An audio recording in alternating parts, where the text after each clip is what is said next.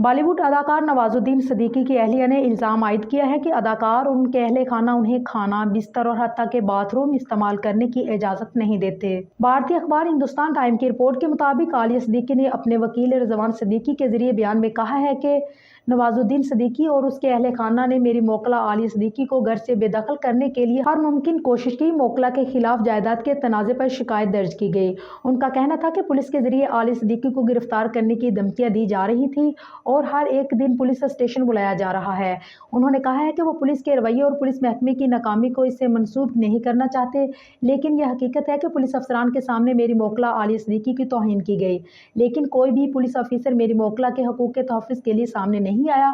انہوں نے کہا کہ نہ صرف ان کے شوہر نوازالدین صدیقی کے ساتھ تعلق پر سوال اٹھایا گیا، بلکہ ان کے چھوٹے بیٹے کی قانونی حیثیت سے متعلق بھی پولیس افسران کے سامنے سوال اٹھایا گیا۔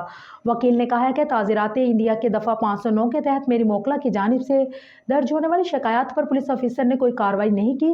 وکیل نے کہا کہ نوازالدین صدیقی اور اس کے اہل خانہ نے گزشتہ 7 روز کے دوران کھانا، سونے کے بستر اور نہانے کے لیے باتھ روم استعمال کرنے کی اجازت نہیں دی۔